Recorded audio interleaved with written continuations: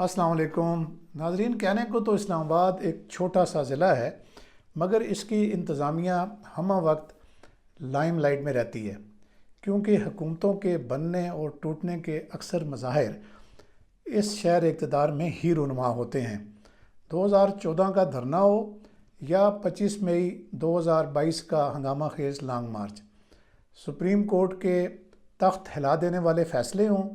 یا پارلیمنٹ میں عدم اعتماد کی قرارداد کا موقع ہو، غرض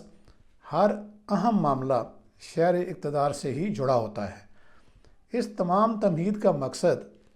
یہ باور کرانا تھا کہ 27 مربع کلومیٹر پر محیط اس شہر میں بھلے تھانوں کی تعداد چند ہی کیوں نہ ہو، یہاں کا I G, S S P operations, commissioner اور ڈی سی کی جو اہمیت ہے وہ کسی اور ضلع کے ڈی سی یا ایون جو صوبے کے جو آئی جی ہیں ان سے موازنہ کرنا میں سمجھتا ہوں سراسر زیادتی ہوگی۔ یہی وجہ ہے کہ اکبر ناصر خان کا بطور آئی جی تبادلہ ہو یا ان کی جگہ ایک جونیئر ڈی آئی جی علی ناصر رضوی کی تعیناتی کا نوٹیفیکیشن ہو، ڈی سی اور ایس ایس پی اسلام آباد کی توہین عدالت کے تحت سزا کا معاملہ ہو یا کسی اہم تعیناتی پر حکومتی جو وزراء ہیں یا بڑے صوبے کے وزیر اعلیٰ کے درمیان چپکلش ہو، ہر معاملہ اسلام آباد کے ساتھ جب اٹیچ ہوتا ہے تو وہ بہت اہمیت اختیار کر جاتا ہے۔ اسی لیے پچھلے دنوں 2 دن پہلے میں نے سب سے پہلے آپ کو بتا دیا تھا کہ علی ناصر رضوی صاحب کی جو تعیناتی ہے وہ کھٹائی میں پڑ گئی ہے۔ اس معاملے میں جب میں نے اپنے کچھ دوست احباب کے ساتھ لاہور میں بات کی، بلکہ جو سی ایم سیکریٹریٹ ہے وہاں پہ بھی بات کی، تو وہاں سے یہ موقف سامنے آیا کہ جو مریم نواز صاحبہ ہیں سی ایم، ان کا یہ کہنا ہے کہ کسی کے ساتھ بھی ان کا کوئی سٹینڈ آف نہیں ہے کسی وفاقی وزیر کے ساتھ یا وفاقی حکومت کے ساتھ۔ ان کا یہ موقف سامنے آیا ہے کہ ان کو اگلے دن کے اخبار میں پتہ چلتا ہے کہ ان کا جو فلاں اہم افسر ہے اس کی ریکوزیشن مرکز کے لیے ہو گئی ہے یا اسلام آباد کے لیے ہو گئی ہے۔ تو یہ تو صورتحال جینورلی اگر دیکھا جائے تو یہ کسی بھی چیف ایگزیکٹو کے ساتھ یہ بڑی زیادتی والا معاملہ ہے۔ تو اس لیے انہوں نے اس معاملے پہ ایک سٹینڈ لیا ہے کہ جو بھی افسران وفاقی حکومت کو چاہیے ان کو باقاعدہ صوبے کے چیف ایگزیکٹو کے ساتھ بات چیت کر کے اور ان کی جو پرائر پرمیشن ہے، کیوں کہ یہ ہوتا ہے کہ اگر ایک آفیسر جو ہے وہ اس کے ذمہ کوئی ٹاسکنگ ہوئی ہے اور وہ کوئی اہم کام کر رہا ہے اور اس دوران میں اچانک مرکز اس کا تبادلہ کر دیتا ہے تو پھر صوبے میں بھی کام کا حرج ہوتا ہے۔ تو اب ظاہر ہے کہ آئی جی اسلام آباد کا تو تعیناتی تو ہونی ہے اور یہاں پہ یہ سیٹ خالی ہے اور عارضی طور پہ جو ایک ڈی آئی جی آپریشنز ہیں وہ اس کو دیکھ رہے ہیں۔ تو جو وفاقی حکومت ہے اب وہ اس معاملے کو سنبھالنے کے لیے کوشش کر رہی ہے، وہ اس طریقے سے کہ اب 3 ناموں کا ایک پینل وفاقی حکومت کے جو زیر غور آیا ہے آئی جی اسلام آباد کے لیے، تو آپ کے لیے یہ بڑا اہم ہوگا کہ یہ نام کون سے ہیں۔ تو ایک تو سیریمونیسلی جو جس آئی جی کو ابھی تک نہیں لگایا ان کا نام بھی اس 3 لوگوں کی لسٹ میں جو ہے وہ اسٹیبلشمنٹ ڈویژن نے اوپر رکھا ہے، یعنی علی ناصر رضوی، اور اس کے علاوہ جو آر پی او راولپنڈی ہیں بابر الپا، ان کا نام لیا جا رہا ہے کہ ان کا نام پہ غور ہو رہا ہے، اور تیسرا جو ہے اہم نام ہے وہ ہے سرفراز احمد فلکی صاحب کا۔ تو یہ پہلے بھی اسلام آباد میں یہ سرو کر کے گئے ہیں ایز اے ڈی آئی جی، تو ان کا بھی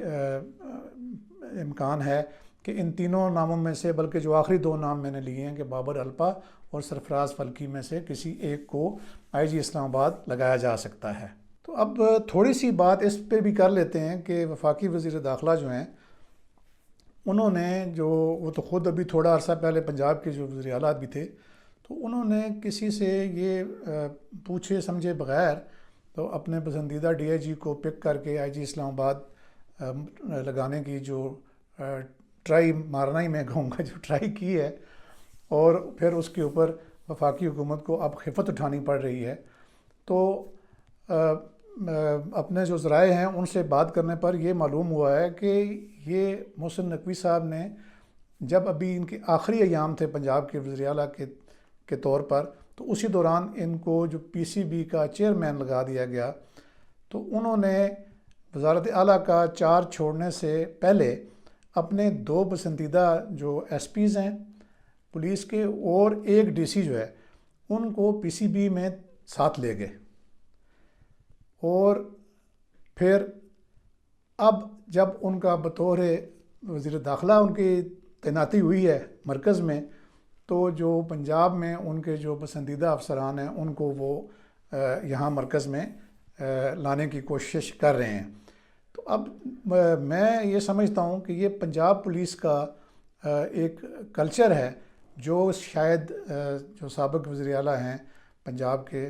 محسن نقوی صاحب، انہوں نے پنجاب پولیس سے یہ اڈاپٹ کر لیا ہے، کیونکہ پنجاب پولیس کے جتنے بھی نامی گرامی جو اس طرح انورٹڈ کامز میں جو افسران ہیں، وہ جہاں بھی کہیں کسی بڑی پوسٹنگ پہ جاتے ہیں تو وہ اپنے ساتھ جہاں پہ پہلے سے کام کر رہے ہوتے ہیں، یعنی اگر لاہور میں کام کر رہے ہیں تو لاہور کے جو چیدہ افسران ہیں وہ پوری ٹیم کو ساتھ اٹھا کے اگر اسلام آباد آئے ہیں تو وہ لے آئے ہیں۔ اور اس کی ایک جو انتہائی اس کلچر کی جو مثال ہے